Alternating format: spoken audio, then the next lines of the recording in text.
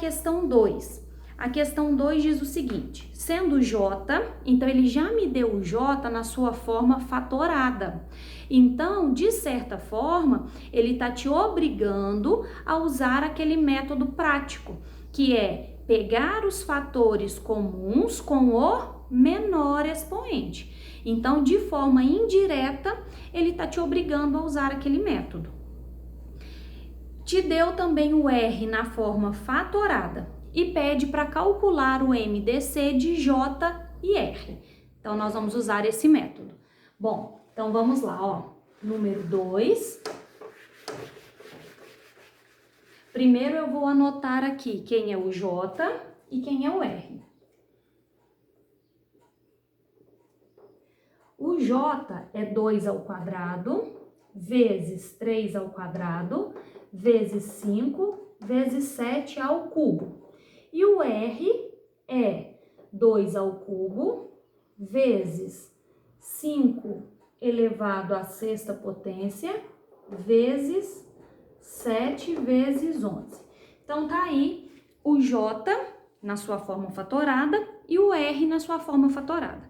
Agora, ele pede o MDC entre J e R. Então, quem será, né? Bom, pela regra do método prático, eu devo pegar os fatores comuns, ou seja, o que repete no J e no R, e devo escolher o que tiver o menor expoente. Então, vamos lá. O 2 é um fator comum? Sim, ele aparece no J e aparece no R. Qual eu vou escolher? Eu vou escolher o 2 ao quadrado, porque é o que tem o menor expoente. O 3 é fator comum? Não, então eu não devo escolher. O 5 é fator comum? Sim, então eu vou pegar o 5 elevado a 1, que é o que tem o menor expoente. O 7 é fator comum? Sim, então eu vou escolher o 7 elevado a 1, que é o que tem o menor expoente. Agora eu vou multiplicar esses fatores que eu circulei. Então vai ficar o seguinte, ó, 2 ao quadrado vezes 5 vezes 7. Resolvendo isso aqui, o que que nós temos? 2 ao quadrado é igual a 4 vezes 5 vezes 7. 4 vezes 5 dá 20. 20 vezes 7 vai ser 140. Ou seja, o MDC de J e R vai ser igual a 140. Então, determinamos aí, pelo método prático, o MDC de J e R. Agora vamos para a questão 3.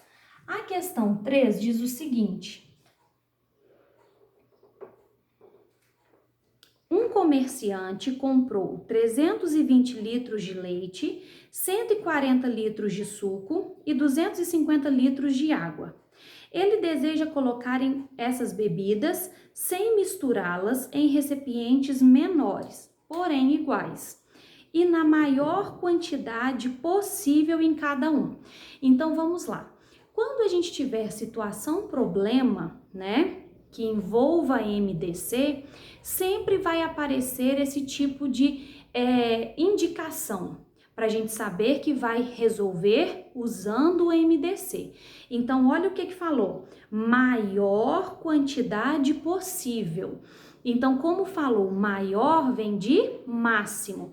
Como falou em dividir essas quantidades em recipientes menores, então tá falando de divisão, então tá falando de divisor. Então, por isso que nós vamos usar o máximo divisor comum, o MDC, tá?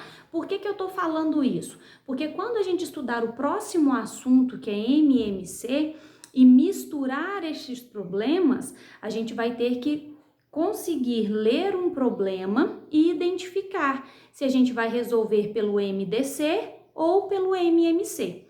Então, a dica do MDC é perceber se tem palavra divisão e se tem a palavrinha maior, beleza? Bom, então vamos lá.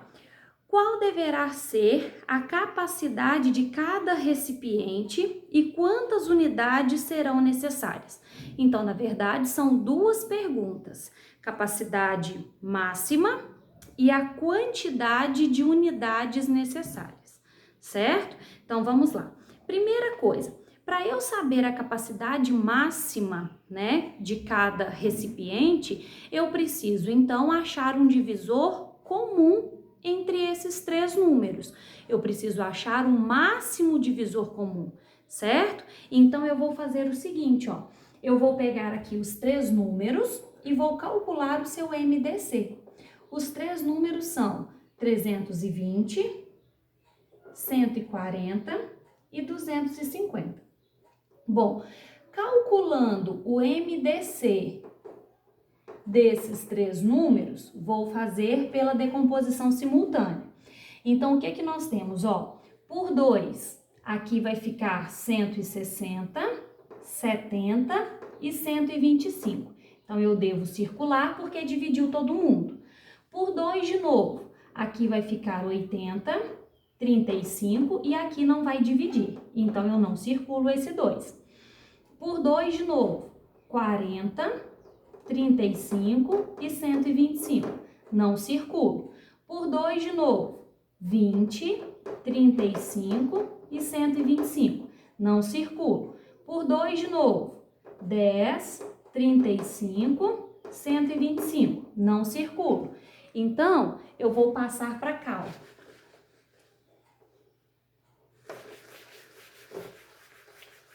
Vou continuar a resolução aqui. Por 2 de novo. Por 2 vai ficar 5, 35 e 125. Bom, agora eu não consigo mais dividir por 2, porque todos eles são ímpares. Por 3, eu não consigo dividir também, porque eu não tenho nenhum múltiplo de 3. Então, eu vou para o próximo, que é o 5. Então, vamos lá, ó. Por 5 vai ficar 1, 7, e aqui vai ficar 125 dividido por 5, vai ficar 25. Agora, eu tenho por 5, esse 5 eu vou circular porque ele dividiu todo mundo. Por 5 vai ficar 1, 7 e 5. Por 5 de novo, 1, 7 e 1.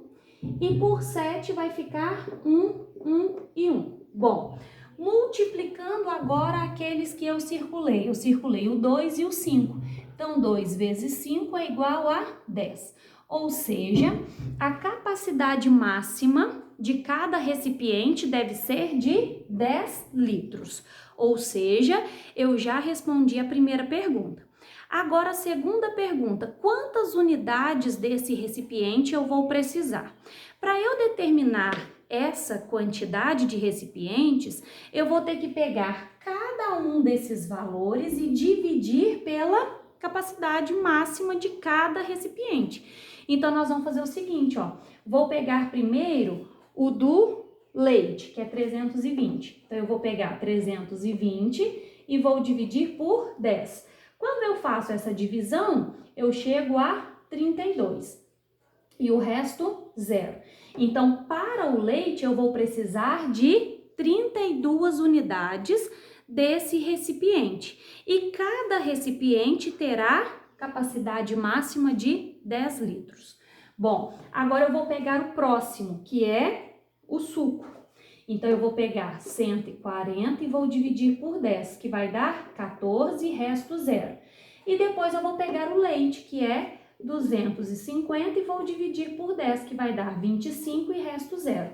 Ou seja, o total de recipientes que eu vou precisar é a soma desses três valores.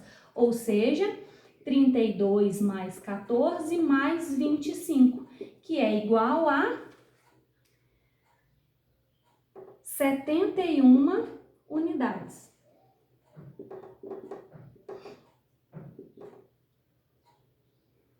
Então, essa foi a correção da página 86.